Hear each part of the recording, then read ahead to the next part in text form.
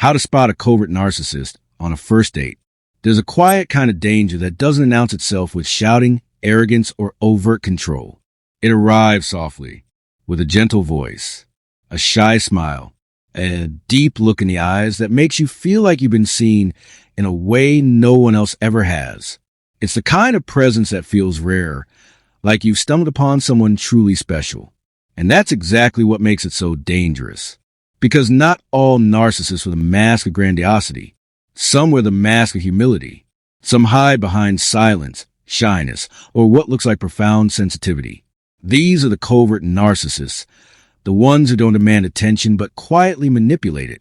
The ones who make you feel like you found something sacred, only to slowly, silently, drain your confidence, your energy, and your sense of self. And the most terrifying part? You can spot them, even on a first date. Today, we're diving deep into how to recognize a covert narcissist before they ever get the chance to hurt you. Not with fear, not with paranoia, but with clarity, with real psychological insight, with the kind of understanding that comes from years of observing the patterns of narcissistic personality disorder, NPD, as documented by psychologists and therapists who work with survivors every day. We'll walk through the subtle red flags, the hidden manipulations, the quiet control tactics that most people miss, especially when they're wrapped in charm, vulnerability, and false humility. Because if you've ever been in a relationship that started with butterflies and ended with confusion, guilt, and emotional exhaustion, this video is for you. So if you're dating again, if you're healing from a toxic past, or if you just want to protect your heart moving forward, stay with us until the end. What we're about to reveal might save you months, even years, of emotional pain. It might even save you from losing yourself all over again. Let's begin. When you go on a first date, you're not just looking for chemistry. You're looking for connection. You're hoping to find someone who listens, who understands, who makes you feel safe. And that's exactly what a covert narcissist knows. They don't come in with loud confidence or flashy boasts. Instead, they present themselves as a perfect partner. The one who's different, the one who's been hurt before, the one who's not like the others. They might seem shy at first, reserved, even a little insecure. But beneath that quiet exterior is a carefully crafted performance designed to make you feel like you found something rare. And that's the trap. Because covert narcissists are masters of emotional camouflage. They don't dominate the conversation. They listen, but not understand. They listen to gather information, to find your vulnerabilities, to learn what makes you feel loved, so they can mirror it back to you in a way that feels deeply personal. And that's why they're so dangerous on a first date. Because everything they say and do is calculated, not to build a real connection, but to create the illusion of one. Let's break it down, not with clinical jargon, but with real human understanding. Because this isn't about labeling people. It's about protecting yourself from emotional harm. 1. They make you feel like you're the only person in the room. From the moment you sit down, they give you their full attention. They maintain soft eye contact. They nod at the right moments. They ask thoughtful, personal questions. What was your childhood like? What do you dream about when no one's watching? Have you ever felt truly understood? On the surface, this feels incredible. It feels like you've been seen, like you've met someone who actually cares. But here's the difference between a truly empathetic person and a covert narcissist. Empathy is about you. Narcissistic attention is about them. They're not listening to connect. They're listening to collect. Every detail you share, your favorite book, your childhood fear, your relationship with your parents, becomes data. Information they'll use later to make you feel like they get you in a way no one else ever has. They store your words like treasures, not to honor you, but to weaponize your vulnerability later. And that feeling, being seen, being understood, is intoxicating. But it's not real. It's a performance, a mirror, and the more you open up, the more they reflect back exactly what you want to hear. They don't care about your pain.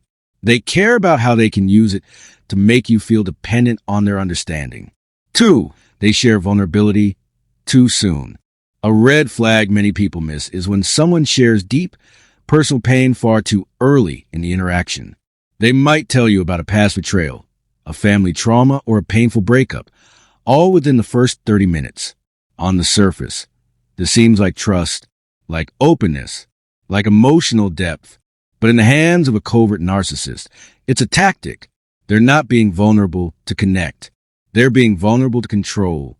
By sharing pain early, they create a false sense of intimacy. They make you feel like you're in a deeper connection than you actually are. And they do it to trigger your empathy, your compassion, your desire to comfort them. And once you start caring for them, they've already won. Because now you're not just a date. You're a source of emotional supply. They've flipped the script.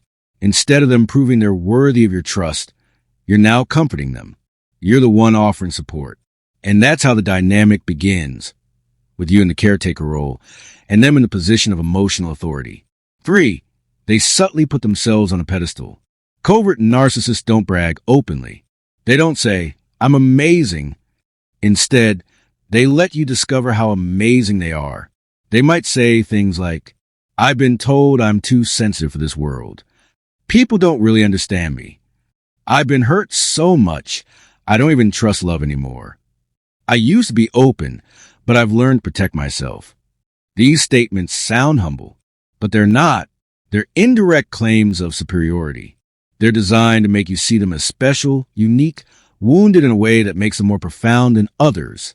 And that's a classic covert narcissistic trait.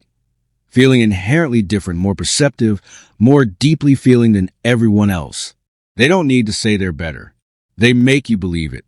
And once you believe it, you start treating them like they're fragile, like they need your protection, like they're too rare to risk losing. And that's exactly what they want. For they use guilt or pity to gain sympathy. Watch closely if they bring up how lonely they've been, how misunderstood, or how no one has ever truly appreciated them. They might say things like, "I don't even know why I bothered dating. No one ever stays. I guess I'm just too much for most people. I've given so much, and it's always thrown back in my face." These statements aren't about honesty. They're about manipulation. They're designed to make you feel sorry for them, to make you want to fix them, to make you believe that you could be the one who finally sees their worth. And that's how the trap begins. Because once you start feeling responsible for their happiness, you've already stepped into their world. Healthy people don't make others feel responsible for their emotional well-being. But covert narcissists do. They condition you early to believe that their peace depends on you. That if you leave, you're abandoning someone who's already suffered too much. 5. They test your boundaries early. Even on a first date, a covert narcissist may test your limits. Not in obvious ways, but in subtle ones. They might show up a few minutes late and apologize in a way that makes you comfort them. They might ask overly personal questions on the guise of getting to know you. They might make a small joke at your expense and then say, "Just kidding, unless you're offended." These are boundary probes. They're not accidents. They're designed to see how much you'll tolerate, how easily you'll excuse bad behavior, how quickly you'll apologize to keep the peace. And if you respond with empathy or defensiveness, they take note, because now they know you can be managed. They're not looking for a partner. They're looking for someone who will bend. 6. They make you feel responsible for their emotions. Pay attention if, at any point, you start feeling like you need to be careful with your words. Like if you say the wrong thing, they might shut down, get sad, or withdraw. Covert narcissists often use emotional withdrawal as a control tactic. Even on a first date, they might create a moment where they seem hurt by something minor, then go quiet. And suddenly, you're the one reassuring them. You're the one trying to fix the mood. You're the one apologizing. That's not a sign of sensitivity. That's a sign of manipulation. Because healthy people don't make others responsible for their emotions. But covert narcissists do. They condition you early to believe that their peace depends on you. That if you don't handle things just right, they'll suffer. And that's emotional blackmail, wrapped in silence. 7. They talk about past relationships in a victim role.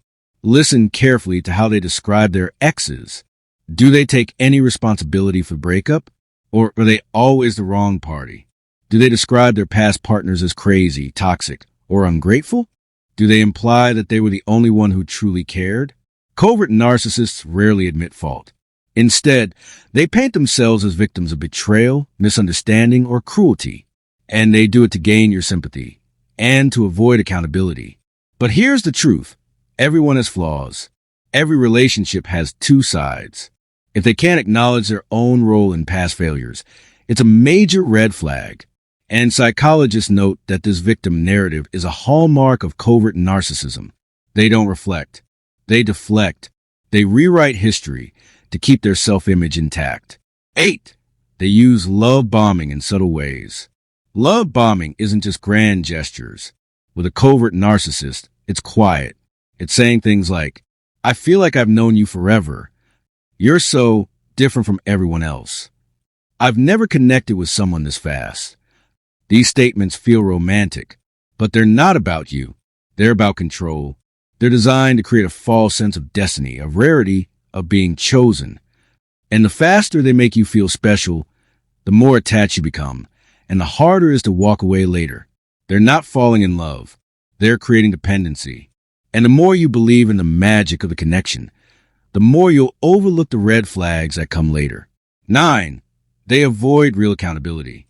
If you bring up something that bothers you, even lightly, they may deflect, minimize, or turn it back on you. For example, if you say, I like punctuality, and they were late, they might say, I'm just like that. I guess not everyone can handle my free spirit. Or, you seem kind of rigid. That's not humor.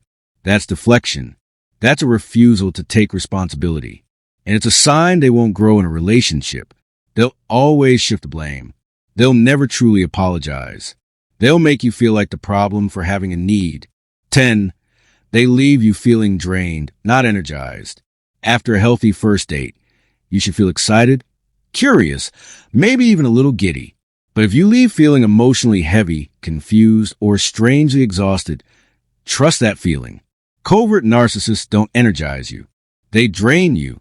Even in short interactions, their emotional manipulation, their need for attention, their subtle guilt tripping, it all takes a toll. And if you feel like you just ran an emotional marathon after one coffee, it's not your imagination. It's a warning. Because real connection feels light. It feels balanced. It feels like two people sharing space. But a covert narcissist makes you feel like you've just survived an emotional negotiation, like you've given more than you received, like you're already responsible for their happiness. And that's not love. That's control. In conclusion, spotting a covert narcissist on a first date isn't about waiting for obvious signs of arrogance or overt control. It's not about looking for someone who brags, dominates the conversation, or demands attention. The real danger doesn't come from the loud ones. It comes from the quiet ones. The ones who seem so gentle, so wounded, so deeply feeling that you can't help but want to comfort them. The ones who make you feel seen, understood, and cherished in a way that feels almost magical. But beneath that surface, there's something missing. Real reciprocity. A genuine exchange of care, of vulnerability, of mutual respect. Instead, there's an imbalance, one that feels subtle at first, but grows heavier over time. It's about learning to see through the quiet manipulation, the carefully timed confessions, the emotional baiting that masquerades as intimacy.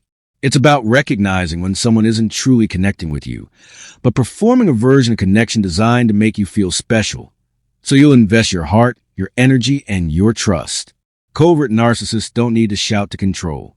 They do it in whispers, in silence, in the way they make you feel responsible for their mood, their healing, their sense of worth. Because the most dangerous narcissists aren't the ones who scare you with their ego. They're the ones who charm you with their apparent humility. They're the ones who make you feel like you found something rare, only to slowly, quietly drain your confidence, your peace, and your sense of self. But now you know. Now you see. And that awareness, this quiet, growing clarity, is your greatest protection. It's not fear. It's not paranoia. It's wisdom. It's the voice inside you that says, this doesn't feel balanced, or I'm giving more than I'm receiving, or why do I feel so tired after spending time with them? That voice is not wrong. It's been trained by experience. It's been shaped by pain, and it's guiding you towards safety. So trust your gut, even when it doesn't make logical sense. even when they seem so kind, so hurt, so perfect on paper. If something feels off, it probably is. Honor your boundaries. Don't shrink yourself to make them comfortable. Don't excuse behavior just because it's wrapped in vulnerability. You are allowed to walk away from anyone who makes you feel small, confused, or emotionally drained, even if they seem like the victim. And never, ever sacrifice your peace for the illusion of connection. Real love doesn't leave you questioning your sanity. Real love doesn't make you feel responsible for the other person's happiness. Real love is steady, respectful, and reciprocal. Because you deserve real love, the kind that uplifts you, the kind that celebrates your light instead of dimming it. Not manipulation dressed up as romance, no matter how beautifully it's packaged. And if you've been hurt before, if you've lost yourself in someone else's world, if you spent years trying to fix someone who never saw you as an equal, this knowledge is your compass. It's not just information. It's a lifeline. It's the tool that helps you find your way back to yourself, back to your truth, back to the version of you that doesn't apologize for existing, that doesn't beg for love, that doesn't confuse pain with passion. This awareness is your power. And with it, you don't just survive. You reclaim your life. Thank you for watching. If this video resonated with you, please consider subscribing, liking, and sharing it with someone who may be on the path to healing. Don't forget to leave a comment below. Let us know your thoughts, your experiences, and how you're rebuilding your life after toxicity. Your voice matters. Your story matters. Remember, healing is not a straight line. It's full of ups and downs, moments of strength, and moments where you may feel uncertain. But every step you take away from their chaos brings you closer to your truth. Keep going. Keep growing. Keep reclaiming your power. We'll see you in the next video. Until then, take care of yourself. Stay grounded. And never stop believing in your own worth.